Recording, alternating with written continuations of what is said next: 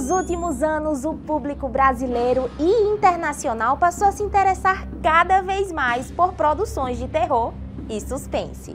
O gênero que costuma dividir a opinião do público é bastante lembrado com a chegada do Halloween, já que o cinema tem um papel essencial para a construção da temática que envolve essa data. A verdade é que o gênero deixou de ser um nicho para ganhar um caráter relativamente universal, marcado por ótimas bilheterias. Aliás, grande parte desse sucesso vem do chamado pós-terror ou terror psicológico, que tem ganhado cada vez mais o apelo do público e da crítica. Esse tipo de gênero que muitas vezes não conta com uma ameaça certa e acaba expondo problemas do ser humano e da sociedade como um todo, também já fez sucesso lá atrás no passado.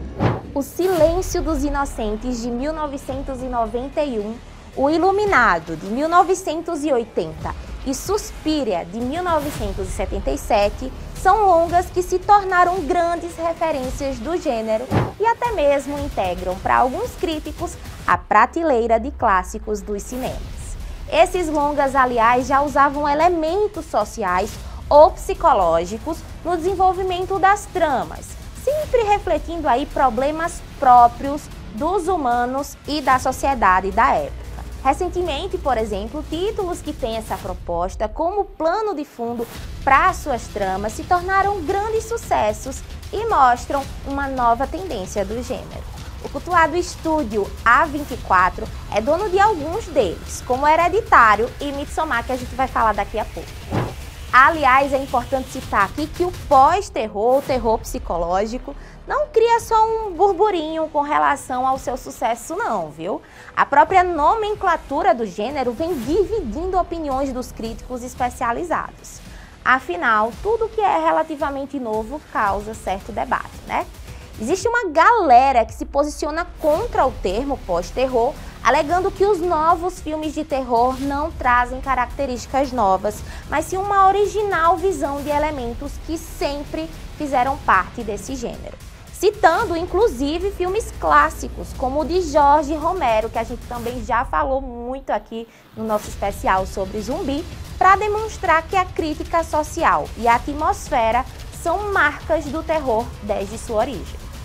E mesmo quem concorda com o termo, alegou que há sim problemas com o uso do prefixo pós, utilizado comumente como algo que nega o que veio antes e que se opõe ao que estava estabelecido anteriormente, já que os filmes atuais eles não negam suas raízes e inspirações.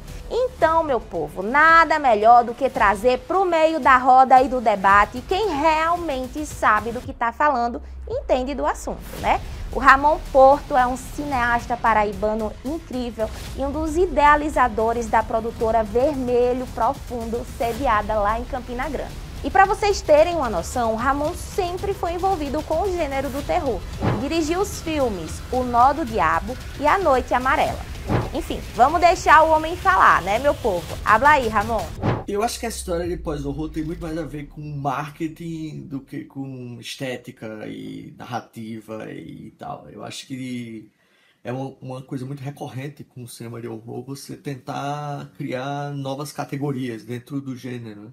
Isso existe desde o final dos anos 60, né? Desde sempre. Então eu acho que essa coisa de pós-horror nasceu, Elevated Horror, Novo Horror, sei lá, todos esses nomes que dão, nasceu com uma espécie de estratégia de marketing de vender filmes de horror para pessoas que não gostam de ver filmes de horror. Eu acho que a origem do termo está mais voltada a isso do que qualquer outra coisa. Assim. Até acho que o tipo de cinema que o pós-horror tenta categorizar, né, mais ou menos desde ali da metade da década passada para cá, existe desde sempre. Eu acho que se você vê o Exorcista, do jeito que ele foi feito, lá nos anos 60, fosse lançado hoje, as pessoas iam dizer que era pós-horror, novo horror e etc.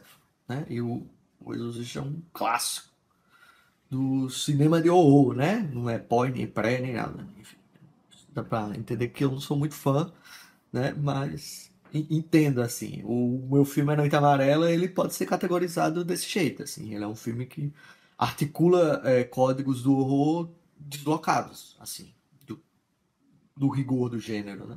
O que é muito comum, todo filme faz isso. Alguns fazem demais, no caso da Noite Amarela, como A Bruxa, It Follows também, né?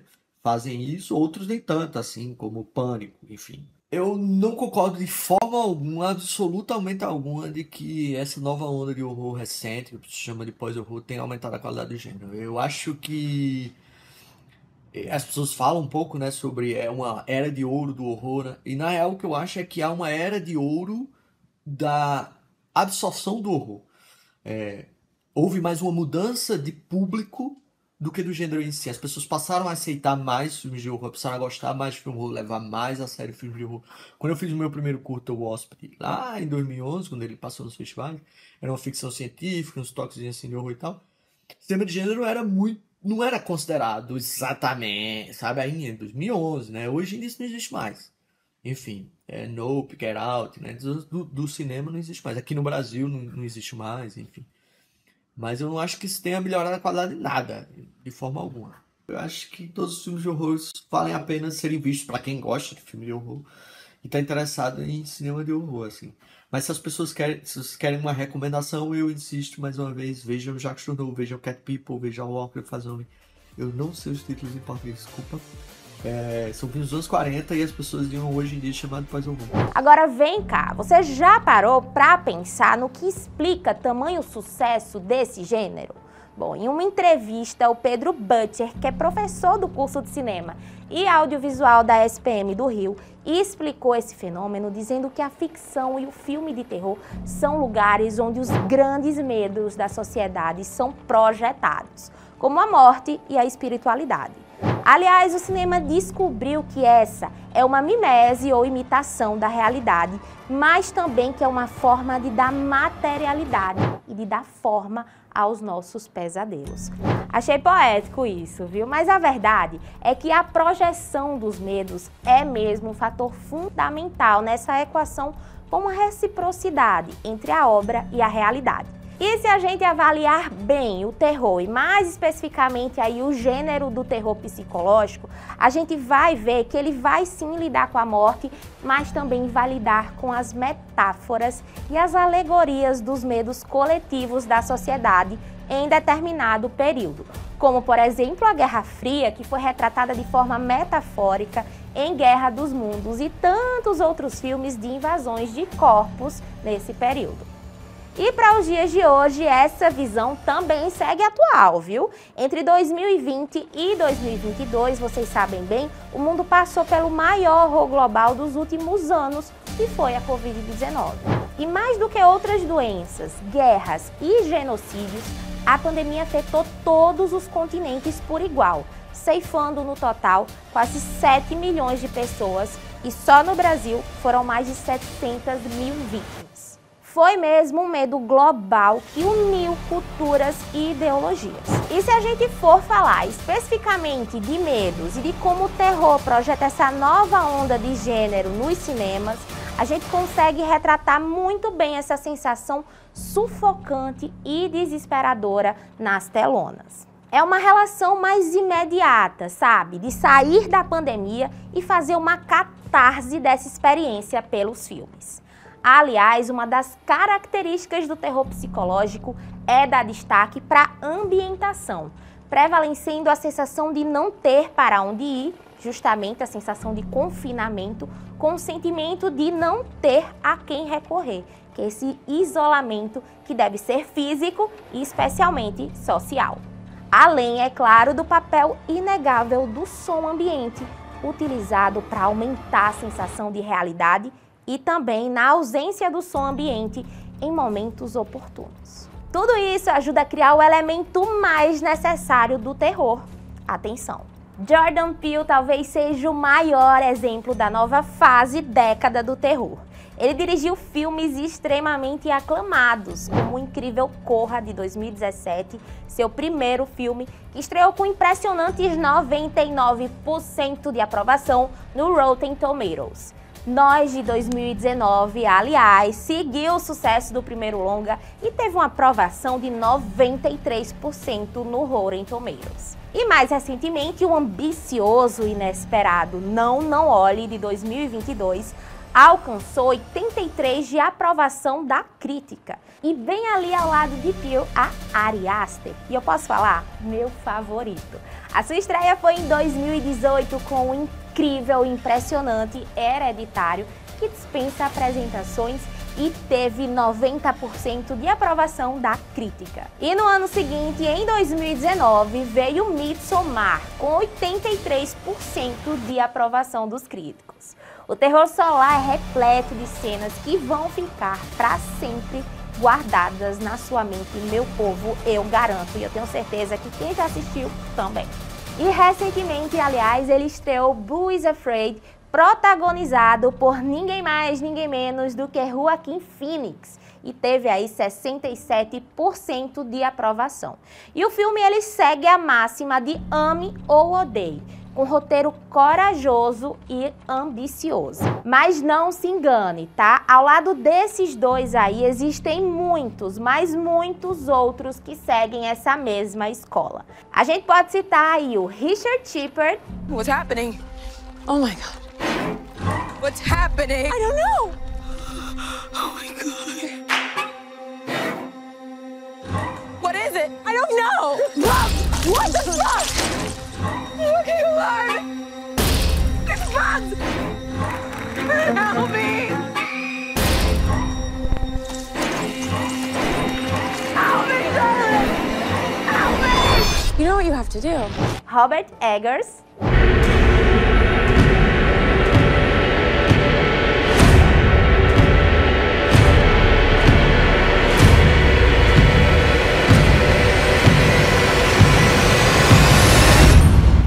E a brilhante Issa López.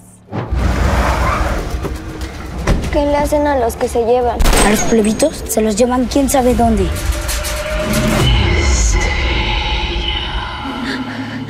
Te está buscando y te va a encontrar. Esses são só alguns exemplos dessa nova onda. Por isso que no Guia Nerdice de hoje eu quero te sugerir algumas obras que se encaixam aí perfeitamente no pós-terror para você que, assim como eu, ama os filmes de Peele e Ari Aster. E também é fã de carteirinha da A24. E se você procura um arrepio na espinha em uma noite mal dormida, mas não abre mão de ideias criativas, esse guia definitivamente é para você. Aliás, eu não poderia começar esse guia de outra forma, né, meu povo? Dirigido por Robert Eggers, A Bruxa se destaca justamente pelo modo como explora o imaginário do mal imputado pelo cristianismo e como isso norteava a vida das pessoas lá pelo século XVII. O filme apresenta um grupo de peregrinos que estão mergulhados em sua fé que passam a ver o demônio em absolutamente tudo. E mais do que esse jogo de dúvidas e incertezas sobre o que é ou não real e o que é ou não o verdadeiro mal, o longa ele vai brilhar demais no cuidado da produção para recriar a época, os costumes e o próprio jeito de pensar e viver o mundo daquela época. Uma verdadeira obra-prima. Aliás, é importante dizer que esse diretor é o mesmo responsável pelo maravilhoso O Farol, que também vale muito a pena ser visto. Os Tigres Não Têm Medo é um filme mexicano de terror e fantasia de 2017, com elementos de realismo mágico, escrito e dirigido por Issa López. Um conto de fadas sombrio sobre uma gangue de 5 crianças tentando sobreviver à violência dos cartéis e dos fantasmas criados todos os dias pela guerra às drogas. Aliás, essa analogia com os tigres também é muito interessante e traz para o filme uma roupagem original, que o deixa único, uma verdadeira experiência emocionante e assustadora. Esse aqui pode até dividir um pouco das opiniões dos nossos telespectadores, se deveria ou não estar aqui neste Guia Nerdice, mas como nós somos polêmicos e apocalípticos, eu decidi colocar assim. O Homem Invisível teve 92% de aprovação da crítica especializada e é dirigido por Leigh Whannell. A trama é uma reimaginação contemporânea do clássico personagem literário que traz uma abordagem inovadora ao gênero. Nessa história, uma mulher acaba escapando de um relacionamento abusivo com um cientista brilhante e controlador.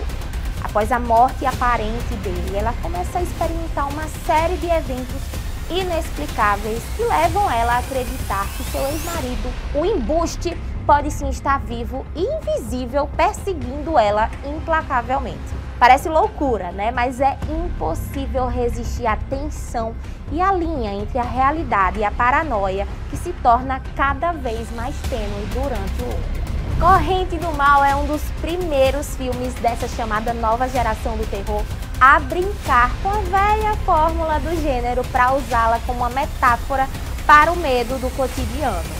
O filme de 2014 fala sobre uma maldição transmitida pelo sexo tal qual uma doença. E tudo isso é apresentado a partir de uma jovem que, após uma noite com um rapaz que conheceu aí numa festa, se vê sendo perseguida por uma entidade.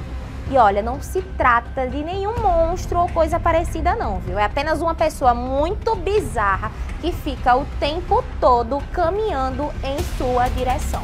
E a única forma de impedir que essa coisa alcance é passando a maldição adiante. Vocês já sabem como, né, minha gente? E apesar de ser muito antigo, o filme tem uma qualidade assim altíssima e vale muito a pena ser visto.